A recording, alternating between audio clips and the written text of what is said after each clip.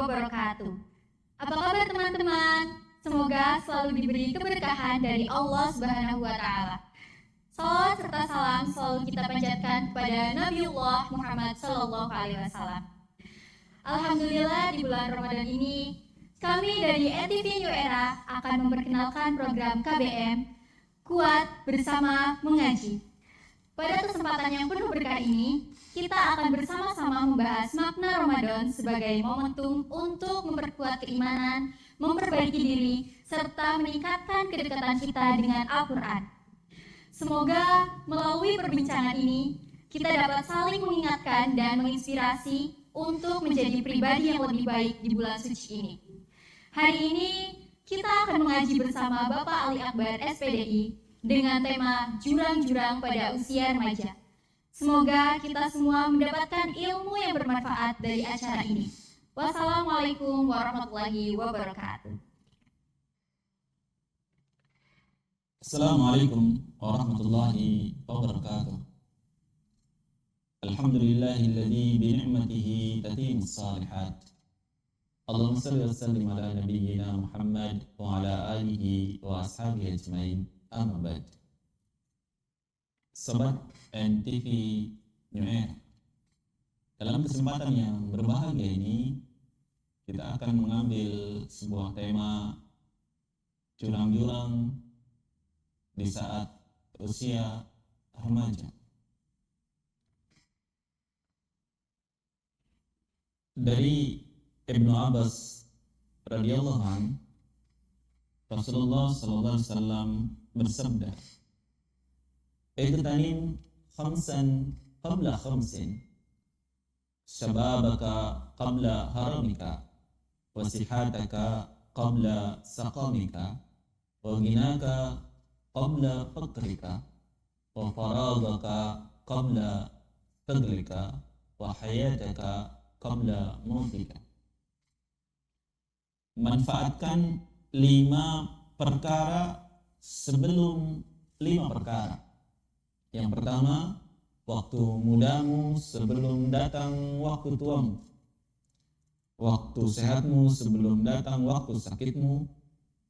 Masa kayamu sebelum datang masa kefakiranmu. Masa luangmu sebelum datang masa sibukmu. Dan yang terakhir, hidupmu sebelum datang kematianmu. Sobat TV New Era, usia remaja, banyak pakar psikolog yang mengatakan usia remaja adalah masa emas dalam kehidupannya. Namun demikian, para psikolog ini juga mengatakan bahwa di usia remaja juga merupakan masa badai yang di dalamnya juga banyak jurang-jurang yang menjadi perangkap di usia remaja. Sobat NTV New Era, pada kesempatan kali ini kita akan membahas jurang-jurang di usia remaja. Nah, ada apa saja jurang-jurang di usia remaja yang kita ketika terjun ke dalamnya, maka kita akan mendapatkan kesulitan hidup yang luar biasa. Usia remaja, Allah tetapkan di dalamnya sedang maksimalnya kemampuan berpikir, potensi kemampuan berpikir yang luar biasa. Maka dikatakan orang yang belajar di usia muda seperti mengukir di atas batu. Sementara orang yang belajar di usia tua itu seperti mengukir di atas air. Apa maknanya? Maknanya adalah belajar di usia muda itu akan terpatri kuat ilmunya, tidak mudah hilang hafalannya, kokohnya hafalan sebagaimana mengukir di atas batu. Tapi orang-orang yang sudah tua, ketika mereka belajar, kemampuannya tidak lagi sama seperti orang-orang muda. Mereka mengukir seperti di atas air, mudah lupa dan mudah hilang. Nah, Allah Subhanahu wa taala juga menjadikan seorang manusia di usia remaja memiliki fisik yang luar biasa, memiliki keadaan tulang yang masih sehat, memiliki otot yang masih bagus. Maka hendaklah di usia remaja dia membangun pondasi-pondasi hidupnya, membangun cita-citanya, baik cita-citanya di dunia maupun cita-citanya di akhirat. Dia bangun sejak muda, begitu. Tapi seperti tadi dikatakan, ternyata di usia muda itu juga ada badai, ada jurang kehidupan. Nah, apa saja badainya? Apa saja jurangnya? Yang pertama adalah jurang kemalasan, kejumudan, hilangnya kreativitas. Ide-idenya tidak muncul dengan bebas. Dia terperangkap pada kejumudan, pada kemalasan, sehingga dia tidak berkarya. Nah, ini adalah jurang yang pertama. Maka seyogianya seorang pemuda menghindari kemalasan. Nah, dia nggak boleh malas. Dia harus rajin. Dia harus kreatif. Dia harus menggali dirinya, memiliki potensi apa saja di dalam dirinya. Ada orang yang berpotensi menjadi seorang arsitek misalnya, maka dia kembangkan. Ada orang yang memiliki potensi menjadi seorang pengusaha, maka dia kembangkan. Ada orang yang memiliki potensi sebagai seorang dokter, maka dia kembangkan. Jangan malas. Lalu jurang kehidupan berikutnya adalah dia terperangkap pada perasaan yang tumbuh kembang terhadap lawan jenisnya. Kira-kira kapan muncul perasaan, berkembang perasaan terhadap lawan jenis? Usia remaja, usia berapa? SMP? SD? TK juga ada sekarang yang begitu. Iya. Bahkan sejak TK ada anak yang sudah berkembang, tumbuh perasaannya, rasa sukanya terhadap lawan jenis. Nah, berkembangnya rasa suka terhadap lawan jenis itu ada kalimat-kalimat yang sifatnya fata morgana. Kata orang, ini menjadi motivasi hidup. Kalimat seperti itu adalah kalimat fata morgana saja. Tidak ada motivasi hidup dari hal-hal yang seperti itu. Maka jurang ini begitu sangat jelas, badainya sangat jelas, perangkapnya sangat jelas, menyukai lawan jenis. Lalu apa yang seharusnya dilakukan oleh remaja ketika tumbuh kembang perasaan sukanya terhadap lawan jenis? Apakah diungkapkan ataukah dia tahan?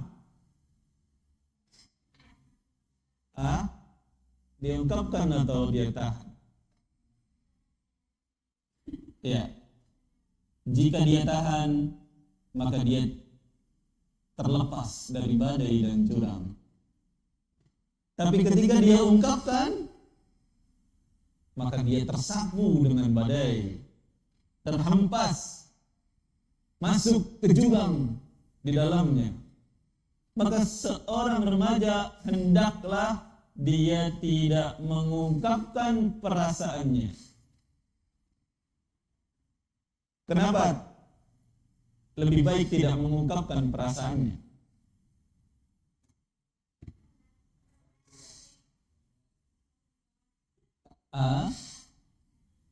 Bukan. Karena untuk menjaga dirinya tetap utuh sampai pada saat yang telah ditetapkan. Seorang remaja seharusnya dia punya niatan untuk menjaga dirinya, kesuciannya sampai waktu yang ditetapkan, yaitu menikah. Ya, kita bahas apa sih jurang-jurang dalam pacaran. Pacaran itu tidak sederhana. Coba, apa sebutan dari seseorang ketika selesai pacaran? Mantan. Mantan kan? Iya. Apalagi istilah lainnya? Ex. Masa lalu. Ya, sebenarnya sebutan mantan, sebutan ex, sebutan masa lalu itu adalah sebutan-sebutan yang diperhalus. Iya, sebutan yang diperhalus. Lalu maknanya apa sebenarnya? Maknanya adalah orang yang setelah selesai pacaran, makna yang sebenarnya adalah bekas. Betul. Bukan mantan. Bekas. Contoh-contoh gini. Ketika ada seseorang menikah, laki-laki nih menikah dengan perempuan. Kemudian ada laki-laki lain yang mengatakan, "Hai bro, istri kamu tuh bekas saya." Enak nggak? Nah, Ya, istri kamu bekas saya. Itu rasanya nggak enak. Ya, itu rasanya nggak enak. Jadi sebenarnya tidak sederhana, Pak, sekedar mantan, Pak, sekedar ex, bukan. Nanti dirasakannya pada saat setelah menikah. Ternyata kita dapati istri kita bekas orang lain. Gitu. Itu rasanya nggak nyaman. Terus lagi, ini yang laki-laki. Kamu bonceng istri kamu, dia meluk kamu dari belakang. Itu istri, boleh nggak? boleh. Boleh. Tapi kamu kemudian ada bayangan bahwa istri kamu pernah memeluk laki-laki lain di belakang. Rasanya gimana? Sakit. Nah, kemudian, nih, habis gitu kamu ajak jalan-jalan istri kamu ke pantai. Dia di pantai punya memori dengan laki-laki lain. Apa rasanya? Sakit hati. Kamu kemudian ajak makan di restoran, di rumah makan, terus ternyata dia pun punya memori dengan laki-laki lain. Boncengan punya memori laki-laki lain, diajak jalan-jalan ke pantai punya memori dengan laki-laki lain, diajak makan punya memori dengan laki-laki lain, bahkan naudzubillah sampai malam hari di atas ranjang pun dia punya memori dengan laki-laki lain. Ya. Jadi tidak sesederhana itu. Jadi Pak, pacaran sederhana Pak, simple. Bukan. Ini menyangkut kebahagiaan pernikahan nanti. Menyangkut kedamaian pernikahan nanti. Bukankah kita menghendaki pernikahan sakinah, mawadah, warahmah? Di dalamnya ada ketenangan, di dalamnya ada kedamaian, di dalamnya ada rahmat. Bagaimana jika kita dapati ternyata dia bekas orang lain? Kalau bekasnya secara syar'i, contoh dia cerai, meninggal suaminya, kemudian dia janda, kemudian dinikahi, itu bukan bekas, ya itu adalah bekas syar'i. Adanya bekas yang dia ditakdirkan memang begitu. Kemudian apalagi di jurang dari pacaran, apa istilahnya? Kalau tadi ex, mantan, ternyata ada istilah lain. Kalau perempuan, kalau laki-laki itu duda, perjaka rasa duda. Iya. Kamu menikahi perjaka, tapi kok rasa-rasanya menikahi duda, karena dia punya bekas, punya mantan. Sama dengan laki-laki menikahi orang yang sudah banyak pacaran, itu seakan-akan menikahi perawan rasa janda. Jadi ujung-ujungnya adalah tidak menyenangkan. Sobat NTV New Era, berikutnya tentang jurang-jurang di usia remaja dari pacaran adalah dia akan terjebak pada kegiatan-kegiatan yang sia-sia, bahkan cenderung pada maksiat. Seorang remaja seharusnya punya kegiatan apa? Seorang remaja seharusnya memiliki kegiatan yang positif. Banyak sekali kegiatan-kegiatan positif. Yang pertama, dia bisa membangun mentalnya dengan mencari pengalaman-pengalaman di luar. Ya, seperti contoh, seorang pemuda hendaklah dia belajar berenang. Dia belajar memanah. Dia belajar berkuda, atau dia menjelajah alam untuk melatih mentalnya. Atau seorang pemuda membangun intelektualnya, membangun pikirannya. Dia banyak membaca buku, dia banyak belajar. Atau seorang pemuda, dia kegiatan positifnya adalah membangun hidupnya untuk persiapan-persiapan di masa yang akan tua. Ketika dia punya cita-cita menjadi seorang pengusaha, dia bangun usahanya. Ketika dia punya cita-cita seorang profesional, maka dia bangun keprofesionalannya. Tapi apa yang terjadi ketika pacaran?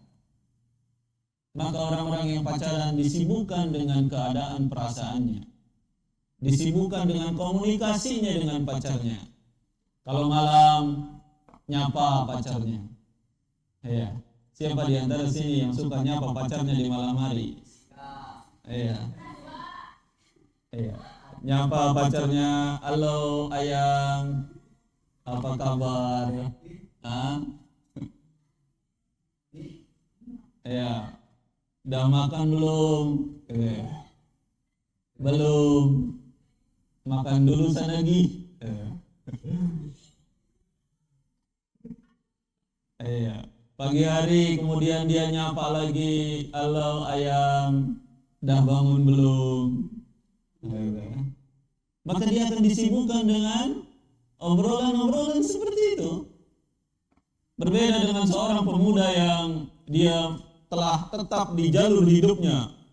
Pagi hari dia nggak ada ayang-ayangan. bangun, sholat malam, sholat subuh, kemudian olahraga, membangun fisiknya, membangun tubuhnya, dia olahraga, kemudian menyusun rencana-rencana hidupnya. Sore hari dia mengembangkan hidupnya, malam hari dia evaluasi apa yang sudah dilakukan dan apa yang belum dilakukan. Berbeda dengan orang pacaran, sibuk saja dengan halo ayang, gitu. Lagi di mana, gitu. Dan orang yang pacaran, tahu kalian level-level orang yang pacaran? Level yang pertama nih, level yang pertama orang pacaran. Level yang pertama adalah pacaran di jembatan. Di bawah pohon, di bawah pohon rindang, di makam, di tepi sawah, gitu. Ya, kenapa itu disebut level pertama? Karena tanpa modal. Tidak modal lah, bensin setengah liter cukup lah. Ya, kenapa pacaran di jembatan itu nggak ada modal, nggak ada teh manis, nggak ada duren, nggak ada bakso, nggak ada somai, ya, tanpa modal. Dan akhirnya perempuannya mau, ya, udah gratis, betul-betul gratis itu pacaran di jembatan. Ini level pertama. Kalau kalian misalnya nih melihat ada orang yang pacaran di jembatan, udah kamu labeli dengan, wih bro itu dia level pacaran pertama tanpa modal. Nah, level kedua, apa itu pacaran dari level kedua? Enggak lah, dia jalan-jalan dikit, motornya, ya dia naik motor. Dan ya, nih dia naik motor dan gayanya orang pacaran dengan level kedua ini. Padahal itu jok motor tuh panjang, ya. Perempuannya nyedak ke depan, kemudian sambil meluk dari belakang, gitu. Kemudian yang laki-lakinya naik motornya bak seorang raja, gitu. Yang belakangnya dari sini nih, Dan kamu tahu kendaraan yang di belakang-belakangnya itu aslinya pada muntah-muntah. Ya Allah, ya. Dia seakan-akan dunia milik berdua, yang di belakang yang melihatnya pada muntah-muntah dengan remaja model pacaran begini. Banyak? Iya, dan tujuan mereka ke Cawiri. Iya. Nah, di antara ya mudah-mudahan di antara sobat TNTV New Era tidak ada alumni Cawiri. Aduh. Ini adalah pacaran level kedua. Modalnya nambah dikit, bensin 1 liter. Itu juga habis guling-guling minta uang bensin. Pacaran level ketiga, ya agak jauh lah dikit.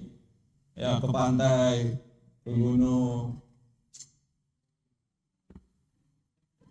Dan parahnya dari level terakhir dari pacaran adalah hilangnya kehormatan diri. Ya. Kesuciannya hilang. Jadi betul dikatakan, yang namanya pacaran itu nikmat. Siapa yang tidak nikmat berdekatan dengan lawan jenis yang kita cintai? Ya, pasti di dalamnya ada kenikmatan. Cuman nikmat dari pacaran itu sebagaimana? Saya umpamakan misalnya kalian tahu yang mancing apa? Ya, mancing ikan, bukan mancing keributan. Mancing ikan. Orang ketika mancing ikan menggunakan apa? Alat pancing. Untuk agar ikan itu kita dapatkan, di alat pancing itu kita taruh apa? Umpan. Nah, umpannya ini sesuatu yang disukai ikan, apa sesuatu yang dibenci ikan? Sesuatu yang disukai ikan. Apa yang terjadi ketika ikannya makan umpan? Plak. Candol. Apa yang dilakukan oleh tukang pancing? narik, tang. Apa nasib ikan? Selesai, sudah nasib ikan. Ya, begitu. Dan pacaran adalah perangkap iblis. Ya, pacaran itu sesuatu yang disukai oleh remaja. Ya, bukan disukai oleh iblis. Pacaran adalah sesuatu yang disukai oleh remaja yang ternyata hidup itu adalah perangkapnya iblis. Apa yang terjadi ketika remaja pacaran? Klop. Iblis langsung, wing, kena kau. Selesai. Kenapa selesai? Artinya dia sudah tidak lagi bahasa kalau onderdil itu original, tahu nggak? Nah, ini nih, kamu beli motor baru dengan motor bekas rasanya beda nggak? Ya, motor baru itu namanya apa sih? Unboxing. Ya, unboxing kan masih ada plastiknya, ya kan? Joknya masih ada plastiknya, lain-lain maunya, seru lah.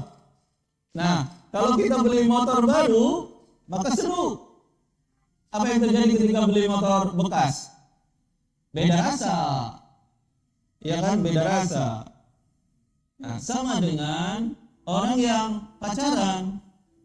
Maka orang yang pacaran, dia sudah tidak lagi baru. Dia udah bekas. Dia udah bekas. Nah, kalau sudah bekas, maka apa yang terjadi ketika sudah bekas? Kenikmatan-kenikmatan yang seharusnya didapatkan setelah pernikahan menjadi hilang. Ya, sobat NTV New Era. Maka hendaklah para remaja memperhatikan kehidupannya, karena ini adalah sesuatu yang fatal. Ketika dia memilih hidup pada jalur yang keliru, maka dia akan dapati masa tua yang penuh dengan penderitaan. Tapi ketika seorang remaja dia bersikukuh untuk tetap di jalur yang benar, maka dia akan mendapati masa tuanya penuh dengan kebahagiaan.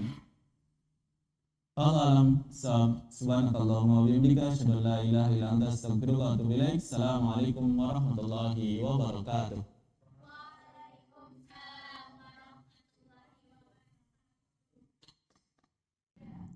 Terima kasih sudah mendengarkan program KBM kami sampai akhir. Semoga pembahasan hari ini bermanfaat dan bisa menambah wawasan Sobat NTV New Era. Sampai jumpa di episode berikutnya. Stay safe and see you. Wassalamualaikum warahmatullahi wabarakatuh. Waalaikumsalam.